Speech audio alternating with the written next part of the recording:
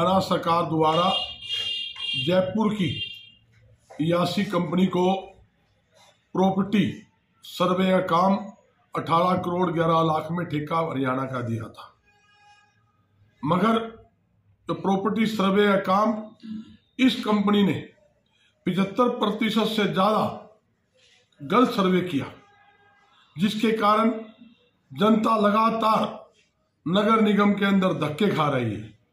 यहां तक कि नगर निगम के जितने भी अध्यक्ष है और उनका जो पार्षद है, उन्होंने हाउस के अंदर प्रस्ताव पास करके सरकार के पास भेजा भी यासी कंपनी की जो सर्वे हुई है सरासर गलत हुई है, इसकी पेमेंट ना की जाए, इसके खिलाफ कार्रवाई की जाए। मगर सरकार ने उस कंपनी के खिलाफ कार्रवाई करने के बजाय 18 करोड़ 11 लाख की जगह 57 करोड़ का भुगतान करके जनता के साथ एक धोखा किया है। मेरी सरकार से मांग है कि इसकी पूरी जांच हो। इसके लिए हमने आदरणीय राज्यपाल जी को पत्र लिखा है यासी कंपनी के खिलाफ कार्रवाई करने के लिए, और उससे 57 करोड़ की रिकवरी करने के लिए हमने पत्र लिखा है। जबकि एक कानून है 20% से ज्यादा अगर कोई त्रुटि पा जाए, भाई कोई शिकायत आ जाए प्रॉपर्टी सर्वे की 20% से ज्यादा, ऑटोमेटिक ठेकेदार का टेंडर कैंसिल होगा। मगर ये तो समझो 75% से ज्यादा कमियां हैं, सरकार ने उसके बावजूद पेमेंट करना, ये एक बहुत बड़ी साजिश है, एक बहुत बड़ा घोटाला है। इसकी उच्च स्तरीय जांच होनी चाहिए। यासी कंपनी ने जो सर्वे किया था पूरे हरियाणा भर में, तो हिसार में बड़े प्रभावित हुए हैं लोग। इसमें आपके पास पेपर्स भी हैं, आपने बैठक में भी आवाज उठाई इस बारे में। अभी कंक्लूजन क्या निकला है इसमें? देखिए, कंक्लूजन कुछ भी नहीं निकला अभी। इसके अंदर हमने आवाज उठाई और बल्कि निगम की हाउस की बैठक में आंकड़े प्रस्तुत किए, तथ्य प्रस्तुत किए, उनका एग्रीमेंट लेकर के पेश किया। उसके बाद हाउस में हमने प्रस्ताव पास कराया कि जो है इस जो टेंडर हुआ है कंपनी को, इसने जो सर्वे किया वो गलत किया है। उस सर्वे में रीसर्वे के आदेश होने चाहिए।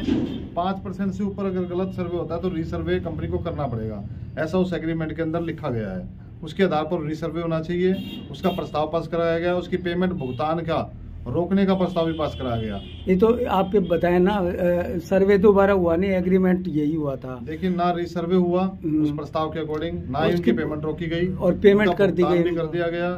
अब इस बात को लेकर हाउस की दोबारा जो बैठक हुई, तब हमने आवाज उठाई, तो माननीय जो हमारे प्रशासन था उन्होंने स्पष्ट रूप से एक ही जवाब दिया कि हमने जो प्रस्ताव पास था वो सरकार के पास भेज दिया है। तो हमारा यहीं तक सीमित है कि हमने वो प्रस्ताव को आगे भेजा है, अगली जो कार्रवाई है वो सरकार ने करनी है।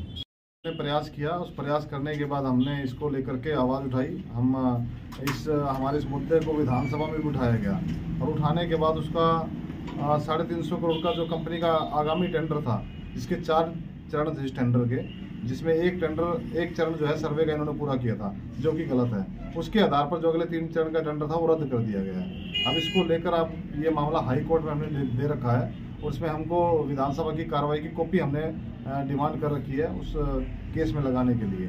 जैसे वो कागज हमारे पास पूरे हो जाते हैं तो हम लोग हाई कोर्ट में उसको अमेंडमेंट करके इसको डालने जा रहे हैं, ताकि रीसर्वे का आदेश हो, जो सर्वे गलत हुआ है वो कंपनी घर घर जाकर के दोबारा ठीक करे इसको।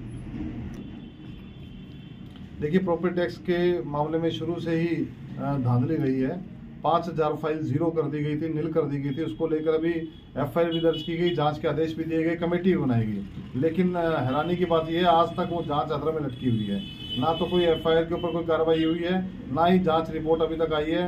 तो मतलब मामले को लटका करके दबा के खत्म करने की जो चल रही है कार्रवाई, उसकी तैयारी हो रही है।